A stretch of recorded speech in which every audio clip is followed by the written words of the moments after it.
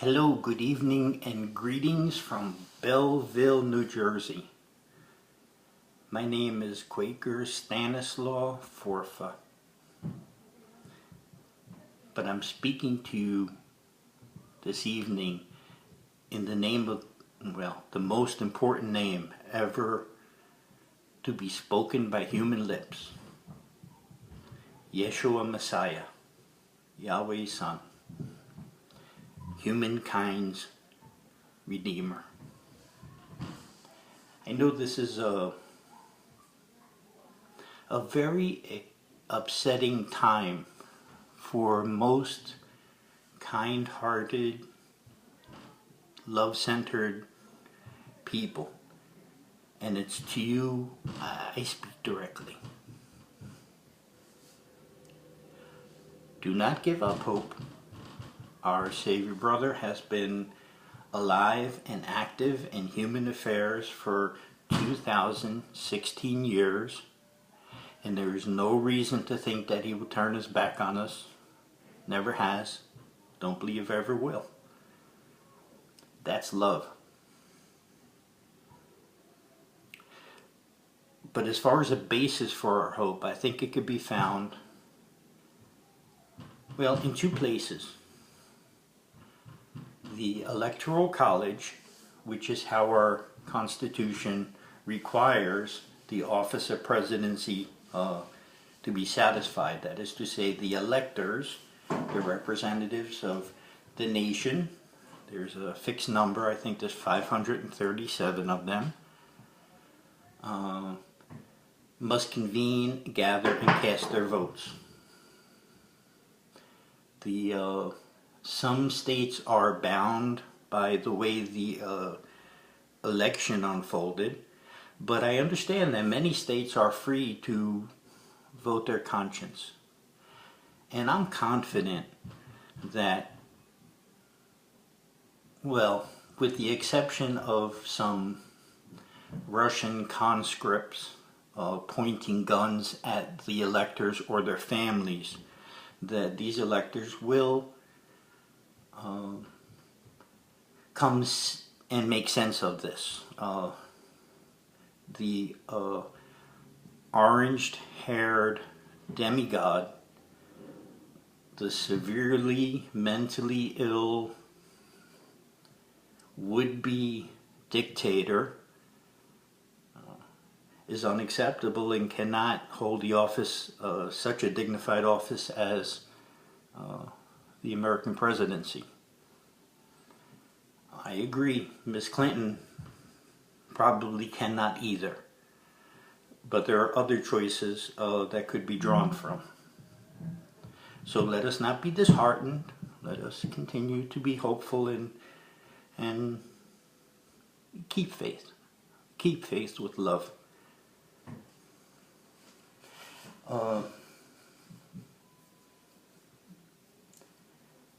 I'm a Quaker, but I have a military background, and a lot of, especially members of Quaker communities, may find this in contrast to the norms of the faith.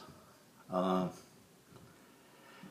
founder, the known for George Fox, and the missus and some friends came together in the 1600s in England, and they formed the community, and it spread, and its philosophy and its practices spread across the Atlantic.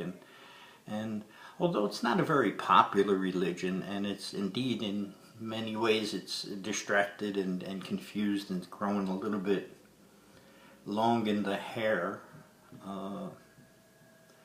it's still a wonderful faith community, and I'm still honored to call myself Quaker. Just a little history note, and I think it's maybe two history notes important. When George Fox started the Quaker faith, there was a requirement in England at that time, and the requirement was that if a lesser man met a better man, that is to say larger slave holdings or other calculations of wealth, that if the lesser met the better, then the lesser was obliged to do something. It was called a duff. They were obliged to do something like this. And mind you, this is codified in law. They had to take their hat, remove it, make a very grand gesture and a deep bow. Oh boy, that hurts. And then carry on. George Fox said no.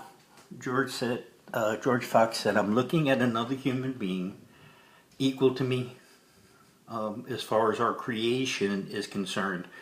Both created human beings. It is only our Father Yahweh that deserves the honor, and therefore my conscience allows me not to continue.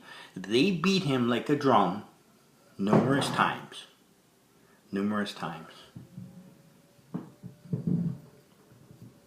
And that history sometimes tends to repeat itself, especially when would-be tyrannical, demagogic dictators are at the helm. The second point I'd like to make is related to the first. An unusual election night happened last week, and it happened. It's pretty intentional by design. Oftentimes, just as a separate bar issue, when,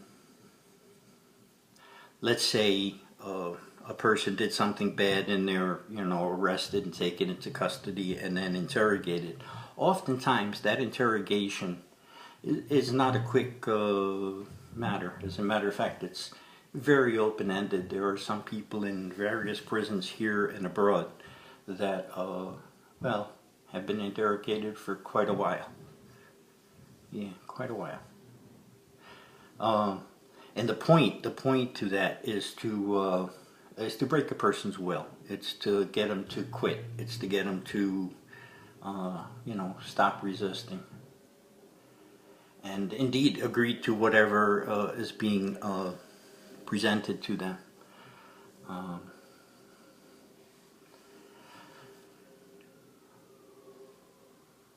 It is my hope that we recover from our interrogation of Election Day and that we become, as clear-minded as we are able, and we take thoughtful steps.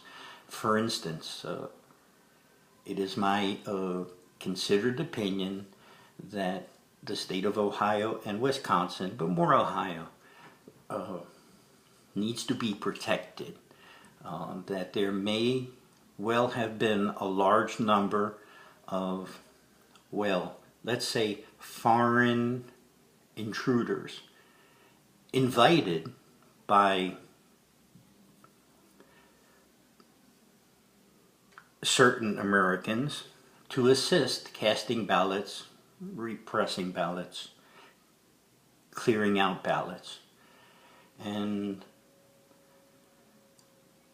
there may be evidence of this in other states as well.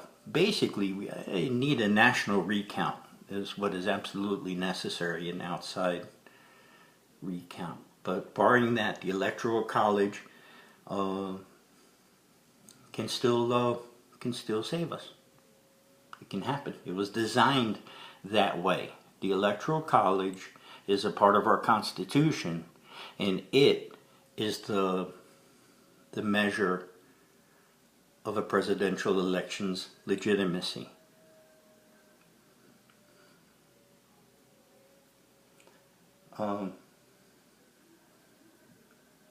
Last bit. I'm going to share this only because of what some might say is a conflict with my stated Quaker faith and my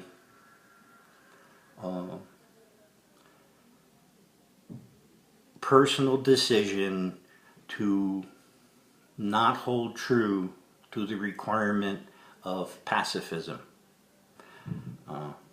I love the idea of pacifism. I see the benefit of measured responses and thoughtful periods, preventing escalations and bad things from happening. I'm a fan, but it is my personal experience. Well, let me share with you my personal experience. And mind you, I have not said this. The only person I've said this to is my son. And none of my two previous wives or any other family members. This is something I kept, where most people keep their bad stuff inside. Was a soldier assigned to the Panama Canal Zone back in the 70s. I was there from 76 to 78 or 79, I forget. I can't say I was a prisoner of war because there was no war. There was no declared war. But I was taken prisoner by some that seemed to object to the American presence in their land. And I can't say it for sure because my Spanish skills weren't that good, and after a while I couldn't really understand anything. But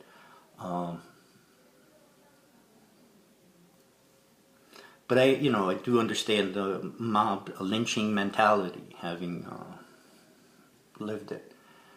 The ordeal went on for an unknown amount of time. I do not know. My stuff was taken and victimized in various ways. My right testicle was destroyed and my left damaged. Some infection from that injury seeped into my spinal area and created other issues that I've pretty much fallen to in the past few years. I guess it won't be too long before I'm in a wheelchair, but today I'm on my feet.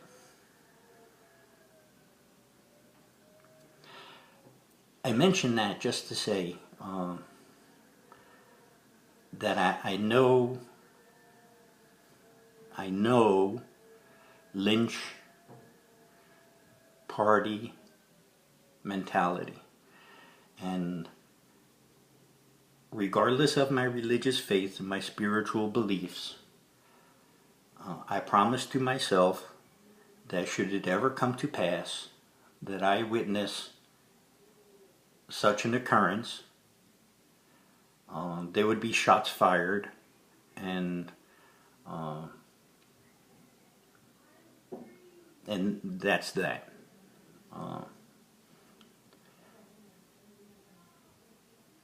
One last note, as far as the lynching lifestyle is concerned, the Republican Party, the traitorous criminal Republican Party,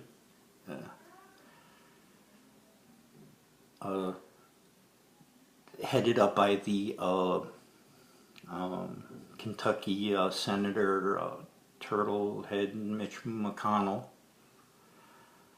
seems to be eagerly anticipating a return to such a time during their greatness, a time when human beings were sold and traded and treated very badly and treated not like the one-of-a-kind individual human beings that we are. It's a deficit of ours that our witnessing of humanity ends at certain cues, at a skin color or an accent or whatever. But that time that we had passed as a nation, we're not going back to ever again. It is not going to happen. If this issue is not solved via the ballot and public will, then it will be settled as the original Civil War was. I consider myself a U.S. service man. I have general orders that I am still bound by conscience. And one of those is